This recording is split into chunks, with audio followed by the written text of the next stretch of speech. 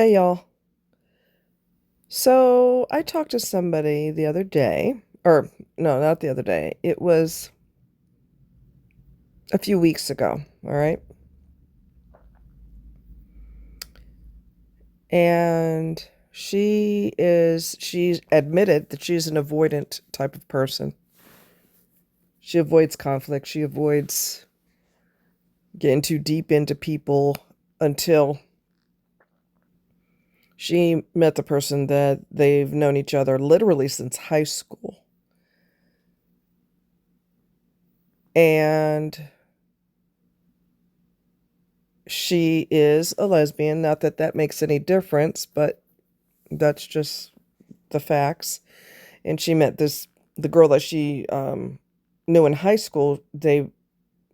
She developed feelings for her that she'd never had with anyone before, and they've been in a relationship since. However, so it's obviously a long history. However, her partner now is being distant.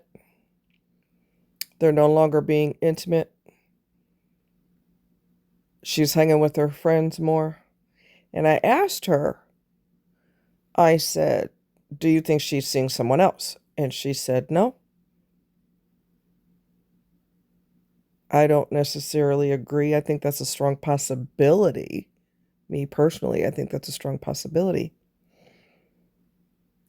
And she said, I've been avoidant with everyone but her.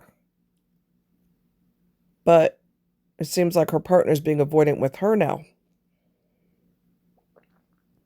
And person A, that's the person I talked to, she and her partner's going to be obviously partner B. All right, A and B. A has opened up, oh, excuse me, the line of communication many times with this person and said, what's going on? We're not intimate anymore. We're not close anymore. We're just not on solid ground anymore. What's going on? Do you still love me? And this and that and the other. And of course, your partner says everything you want to hear, but the behavior stays the same. Regardless of the gender, regardless of the couple is straight or not, this is going to apply to everybody in a relationship that's going through this.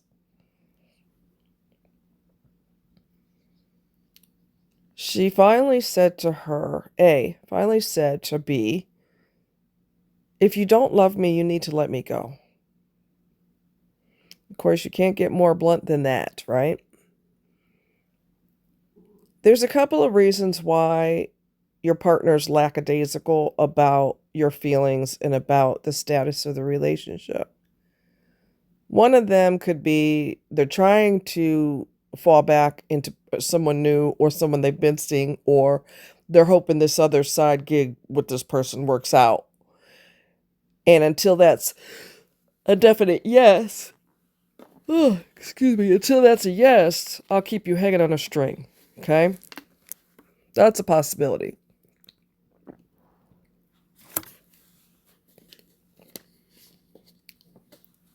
Another possibility is they're no longer interested, but they don't want to start their life. They don't want to open up a new chapter, as in move out, get their own place, pay their own bills by themselves, etc., etc. They don't want to do all that, but they just don't want to be with you anymore. So you're basically in limbo and going to stay in limbo because this person doesn't want to uproot their life and start a new chapter.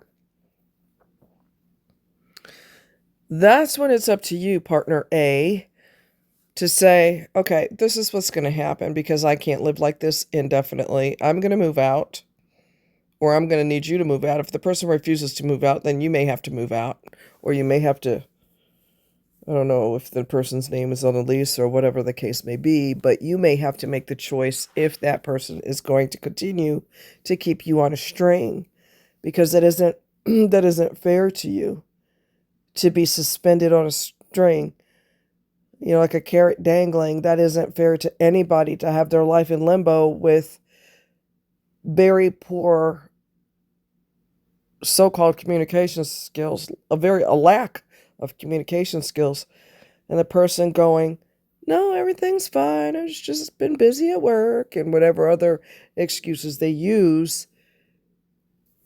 But the reality is still the same. You're dangling on a string.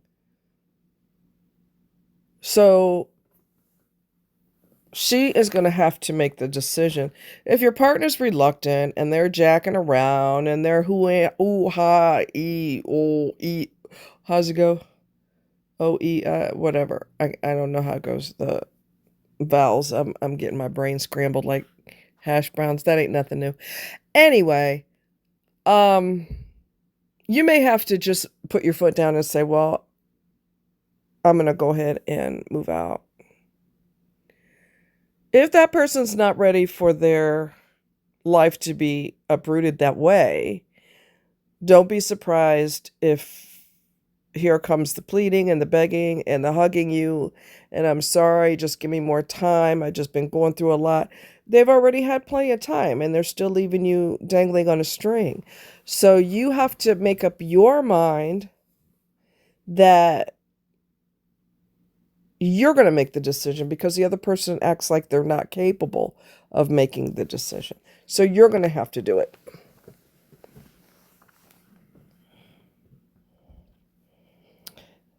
And it's going to hurt. It's going to hurt like hell. But staying in that situation hurts like hell too. So you have to decide which one of those hurts do you want, because you're going to be hurt no matter which way you look at it. It's a damn shame that a person will do that, but unfortunately it happens every single day. It's probably happening right now in someone's relationship. I'm fine. There's nothing going on. I've just been busy. I've had a lot on my mind. And more excuses. Meanwhile, you're crushing your partner and you're acting lackadaisical about it. So you have to put your foot down and say, okay, well, and if this person is the type that they're going to give you a honeymoon every time you say, well, I'm going to have to move out, then you don't tell them you're moving out. You you do what you got to do behind the scenes. And by the time they find out, that's it. There comes a time when you have to put your own mental well-being first and not leave it up to somebody who doesn't really care. For whatever excuse, reason they use, they don't care. They see you're being hurt. They see you cry. They see that you're devastated. They see that you're disappointed. They could tell that you're not getting decent sleep at night. They know, they're not blind, but they're going to keep the status quo because that's what they want to do. So you have to put your foot down. And so behind the scenes, so that you don't get further manipulated, behind the scenes, you get your own place. Behind the scenes, you get the key to your new place. You sign the paperwork, everything you have to do, and you start moving stuff out. Or you can move everything out, get some friends to help you if that's possible, and you get everything moved out in one swoop, or however you have to do it, and then you do what you got to do. By the time they find out, they come home from work and it's a done deal. I personally wouldn't talk to them anymore. That's just me. If my needs are irrelevant, I'm irrelevant. What you want is more important to you. I've already been through that. Can you freaking tell? I'm not going through that shit no more. If I'm not important to you and my needs are not important, then hey, screw you. Okay? Obviously, it's a different scenario when you have kids, but not really, because there's apps that you can communicate through the app to your partner, previous partner. There's one called what is it? Our Family Wizard is an app that you can use if you're going through a divorce or you've got kids or whatever the case may be, and you don't want to talk to your partner. You can talk through the app. Okay? Sometimes your lawyer, if you're married, your lawyer will refer you to apps that you can use so that you can avoid, you know, drama. Try to minimize the communication in reference to the kids and what the kids may need or what. Um, but yeah, sometimes you're being pushed against the wall, and sometimes a person will manipulate you more. We're not making love anymore. I don't understand what's going on with you. Da da da da da da da da da. And then all of a sudden, out of nowhere, because the person's not willing to change their life, all of a sudden they give you a hot romance, something out of a romance novel or out of a movie for a short period of time. And that gets you all excited because you're thinking, well, maybe we're back to normal now. Don't fall for that. That could mean, let me give you some candy and balloons and cake.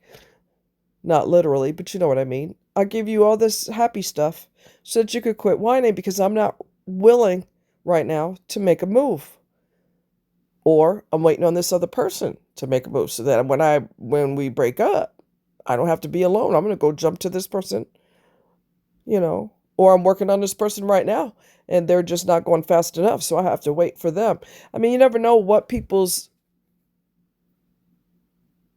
what's going on behind the scenes in their head. And it won't matter after a point in time. It just simply will not matter because you've got to make a move. You've got to do what you have to do. And that's it. And it's going to hurt no matter what. So there's nothing you could do in this situation that's going to not hurt. You just do what you have to do and you move on. And you could, if you feel like you need to communicate, you could leave them a note on the counter. I have tried and tried and tried with you and nothing has worked. No communication has worked. Nothing has changed. And I'm moving on and I wish you the best. Here, if it's their house, originally their house, and they had given you a key and you moved in, you could give them the key back. Here's your key. I wish you the best. I can't do this anymore. Good luck. And you move on. It's going to hurt. Like I said, it's going to hurt no matter what you do. It's just not, there's no way to avoid that. But when you put your foot down and you do what you have to do for your life, you will no longer be in limbo. You will no longer be at the emotional mercy of someone else, hoping that one day they come around and hopefully one day we won't be in limbo and hopefully, no, no, no, no, no, no, no, no, no, no, we're not doing that. That's the reason why, and this is unrelated, but that's the reason why I hated organizing, like trying to get everybody, a group of people, let's all go to lunch and where are we going to go or dinner or whatever. There's always people that in the group that, well, I don't know. And I haven't, they're so iffy. Okay, well, I'm in the mood to go here. You give them several choices and they got a beef with every choice. Okay, fine. Cool beans. I'm going. This is where I'm going. And hopefully I'll meet you there. I'll be there at 5 o'clock or 4 o'clock or 6 o'clock or whatever. I don't like that. One thing about growing up in a traumatic background like I did, okay, things happen so fast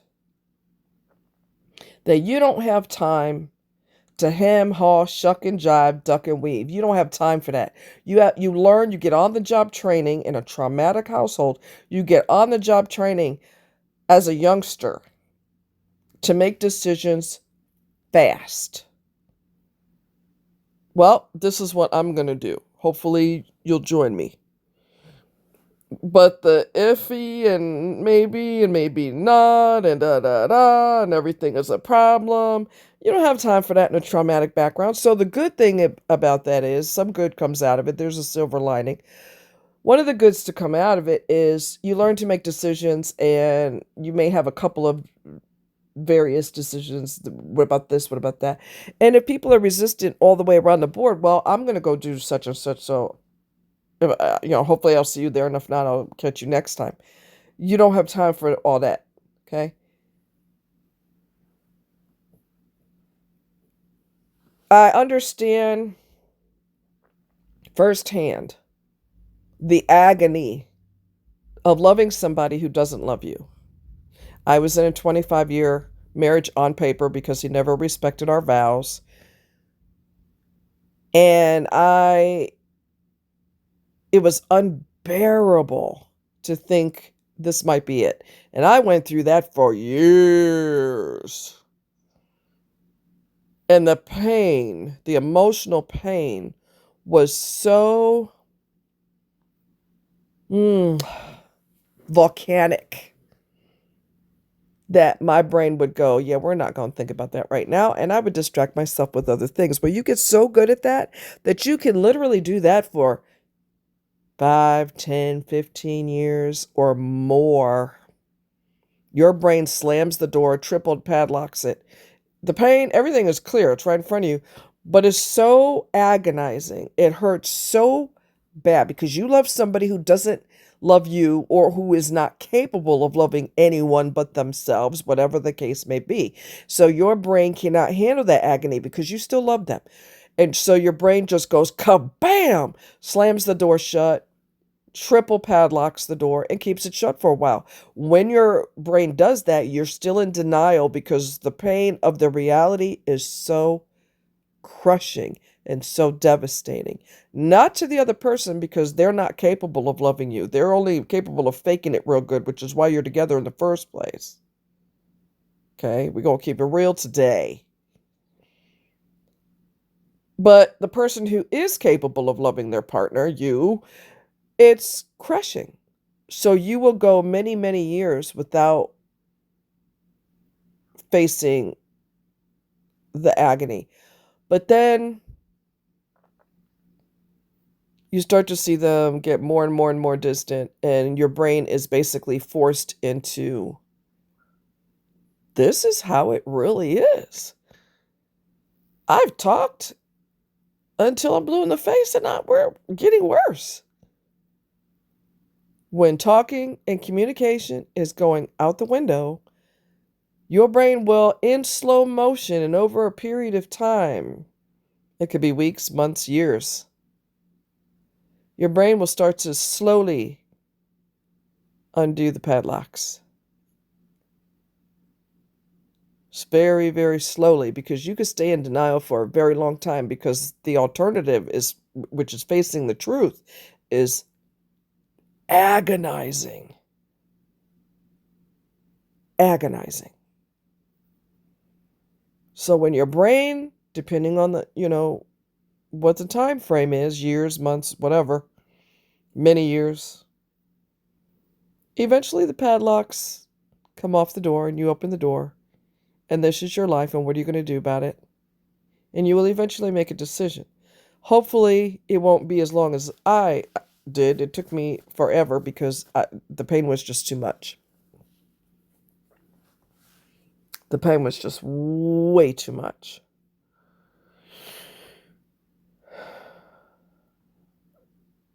But you can't make somebody love you, right? You can't make them respect you. You can't make them care about you. You cannot make them call you during the day and say, hey, I'm in between meetings at work, but I just wanted to hear your voice. I love you. Mwah. Talk to you later.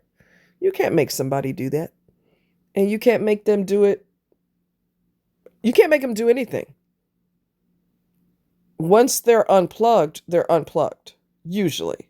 Unless you go to therapy and you work it out. I did talk to a married couple that they did have a rough patch in their marriage and they were on the rocks, but they went to therapy and it worked beautifully. And they are super close now.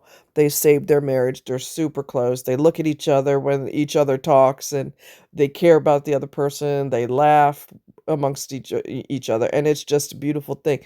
And I said, I love you guys' relationship. I love your connection. It's beautiful. And they told me, well, we weren't always like this. We were on the rocks. So we went to counseling. But both partners have to care, see? Both of them cared enough to keep their relationship strong, their marriage strong, their connection strong.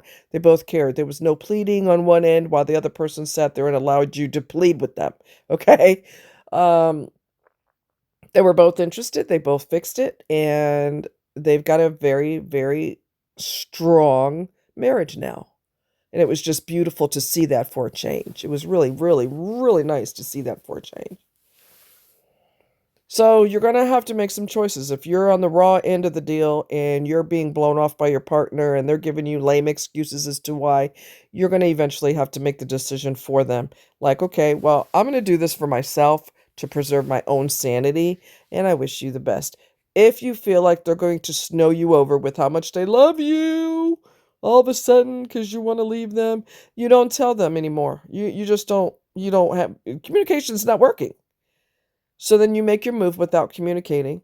By the time they find out, you leave a note on the counter,